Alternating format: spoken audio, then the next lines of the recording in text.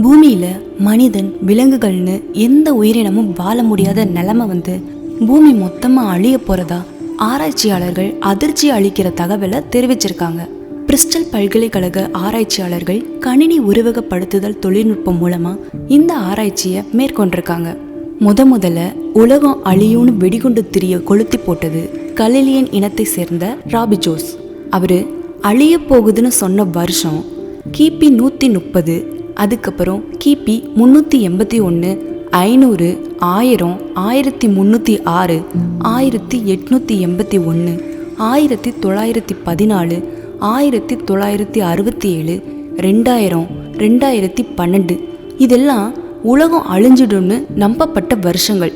ராபிஜோஸ் கொளுத்தி போட்ட திரி இப்போ வரைக்கும் எரிஞ்சிட்டு இருக்கு. இதையெல்லாம் தாண்டி நாம் 24 மணி நேரம் தன்னைத்தானே சுற்றிட்டு 365 நாட்கள் சூரியனையும் ஜாலியாக சுற்றிட்டு இருக்கோம். நமக்கு தெரிஞ்சு 2000 உலகம் அழிஞ்சிரும்னு பரவலாக பேசப்பட்டது. நாமளும் ஆவலாக இருந்தோம். சரியாக 12 மணிக்கு போர்வையை இறுக்கி மூடிட்டு கடிகாரமும் கையுமா முழிச்சிட்டு இருந்தது ஞாபகம் வருது. அடுத்த நாள் எழுந்து பல்லு விளக்குறப்ப அதெல்லாம் மறந்து ஹாப்பி நியூ இயர்னு வாழ்த்து சொல்லி 18 வருஷங்கள் போயிருச்சு.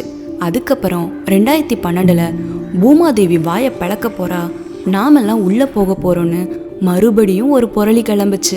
இதுக்கு சாட்சியா மாயன் கேலண்டரை குறிப்பிட்டிருந்தாங்க. 2012 வந்தது. தியேட்டரில் கிராஃபிக்ஸில் உலகம் அழியிறத மட்டும்தான் பார்த்தோம். அது என்ன மூவினா 2012 ருத்ரம்னு ஹாலிவுட் மூவி. ஆனால் இந்த உலகம் அழிஞ்ச பாடில்லை. இப்போ வர பல தாடி வச்ச ஆராய்ச்சியாளர்களும் சில தலைவர்களும் வானத்தை விரிச்சபடி படுத்துக்கிட்டு உலகம் எப்போ அழியும்னு ஆராய்ஞ்சிட்டு இருக்காங்க.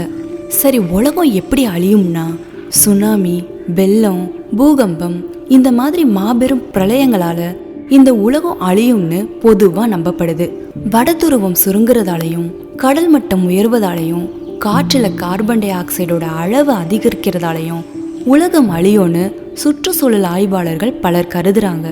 இந்த பூமி உயிர் வாழ்கிற தகுதியை இழந்து கொஞ்சம் கொஞ்சமாக ஒவ்வொரு உயிரினமாக அழியும்னு சொல்கிறாங்க. அதாவது நாமளே இந்த பூமியை அழிச்சிருவோங்கிறது தான் இதுக்கான அர்த்தம். உலக ஆராய்ச்சியாளர்கள் எல்லாரும் ஒன்றா கூடி உலகம் அழியிறதுக்கு 5 காரணங்களை அடுக்கி வச்சிருக்காங்க. அது என்னன்னா பெருவெடிப்பு கோட்பாடு, பூஞ்சிய விளைவு, வேற்று கிரக வாசிகள், எரிக்கற்கள், காலப்பயணம், நானோ தொழில்நுட்பம். இதில் ஏதாவது ஒன்று இந்த உலகம் டிஎன்பிஎஸ்சி கேள்விக்கு பதிலை போல சரியாக தேர்ந்தெடுத்துக்கோன்னு சொல்கிறாங்க. இப்போ என்னன்னா 25 கோடி ஆண்டுகளில் பூமியில் பேரழிவு ஏற்பட வாய்ப்பு இருக்கிறதா கண்டுபிடிச்சிருக்காங்க. ஆராய்ச்சியாளர்களோட கூற்றுப்படி பூமியில் மனிதன் மட்டும் இல்லாமல் அனைத்து உயிரினங்களும் மறைஞ்சிரும். அந்த நேரத்தில் பூமியோட வெப்பநிலை 70 டிகிரி செல்சியஸ் எட்டும். அத்தகைய சூழலில் பூமியில் எந்த உயிரினமும் வாழ முடியாது. எல்லாமே வெப்பத்தோட காரணமாக அழிஞ்சிரும். சொல்லப்போனால் இப்போவே நம்மளால் வெப்பத்தை தாங்க முடியல. வெயில் அந்த போடுது. மழையே சரியாக பெய்யறது கிடையாது. ரீசெண்டாக ஒரு ரீல்ஸ் கூட போட்டிருந்தாங்க. நாங்கள் கூட அந்த பிளேஸ்க்கு போகலாம்னு இருந்தோம். இந்த ரீல்ஸை பார்த்துட்டு போக வேணான்னு டிசைட் பண்ணிட்டோம். எங்கள் வீட்டு பக்கத்தில் ரோட்டில் ஒரு மரம் இருந்தது. அதை நிறைய பேர் வெட்ட வந்தாங்க. ஆனால் நாங்கள் அதை வெட்ட விடாமல் பார்த்துக்கிட்டோம். பட் ரீசெண்டாக ஒரு காற்றடிச்சதில் கீழே விழுந்துருச்சு. ரொம்ப கஷ்டமாக போச்சு. அட்வைஸ் பண்ணுறது யாருக்குமே மோஸ்ட்லி பிடிக்காது. இருந்தாலும் சொல்கிறேன், வீட்டுக்கு ஒரு மரம் கண்டிப்பாக வளங்க. டிரான்ஸ்ஃபார்ம் வயர் போகுதுன்னு நிறைய பேர் வெட்டிடுறாங்க. அந்த போகிற இடத்துல மட்டும் வெட்டிட்டு தயவு செஞ்சு மரத்தை காப்பாற்றுங்க. ஒரு முக்கியமான விஷயம் என்னென்னா, கவர்மெண்ட்டை மட்டுமே குறை சொல்லிட்டு இல்லாமல் ஒவ்வொரு தனி மனிதனோட வீட்லேயும் மரங்களை நடணும். இப்போ எடுத்துக்காட்டா ஒரு பெரிய ரோட்டோட ஊரில் இருக்க மரங்களை எல்லாம் கவர்மெண்ட் வெட்டிட்டு ரோடுகளை விரிவுபடுத்துகிறாங்க. ஆனால் நாம் என்ன நினைக்கிறோம்னா, ரோட்டு ஓரங்களில் இருக்க மரங்களை வெட்டுறதுனால தான் மழை பெய்யலை, வெயில் அதிகமாக இருக்குதுன்னு நினைக்கிறத ஏற்றுக்க முடியாத விஷயம். இப்போ எடுத்துக்காட்டா நீங்கள் இருக்க ஏரியாலேயே ஒவ்வொரு வீட்லேயும் எத்தனை மரங்கள் இருக்குன்னு பாருங்கள். அப்போ தான் தெரியும் தப்பு எல்லார் மேலேயுமே இருக்குது. அப்போது நாம் என்ன பண்ணலாம்னா, நம்ம எல்லாருமே மற்றவங்கள குறை சொல்கிறத விட்டுட்டு உங்களோட வீட்டில் இடத்துக்கு தகுந்த மாதிரி ஒரு மரத்தை நடுங்க.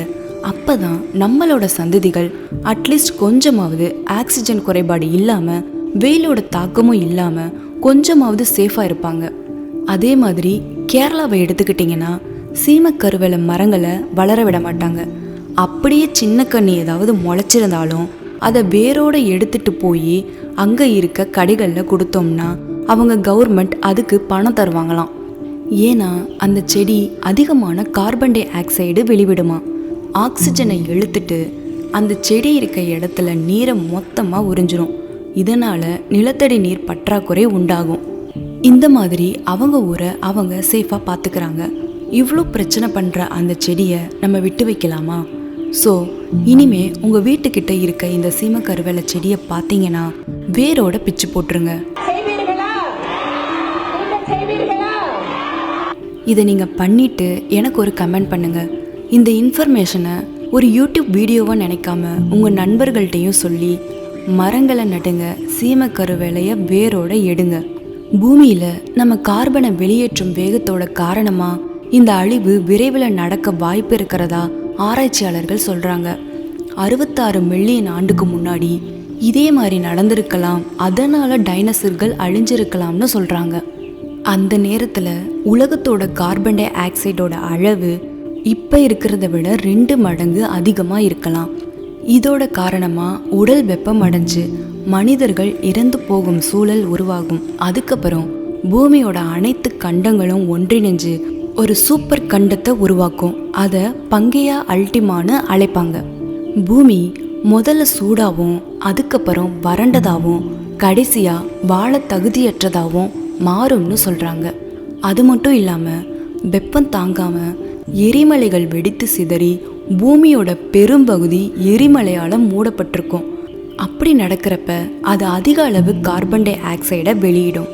அதனால் மக்கள் சுவாசிக்க சிரமப்படுவாங்க. அதுக்கப்புறம் படிப்படியாக பூமியில் ஒரு உயிரினம் கூட மிச்சமில்லாமல் மொத்தமாக அழிஞ்சிரும்னு ஆராய்ச்சியாளர்கள் எச்சரிக்கிறாங்க. இதோ இந்த நிமிஷம் வரைக்கும் உலகம் உயிரோடு இருக்குது. உலகத்தோட இறுதி நாள் யாருக்குமே தெரியாது.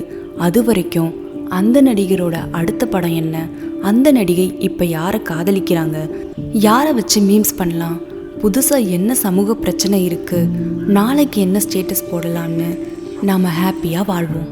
உங்களுக்கு இந்த பதிவு பிடிச்சிருக்குன்னு நினைக்கிறேன். அடுத்து ஒரு நல்ல பதிவோடு நான் உங்களை சந்திக்கிறேன்.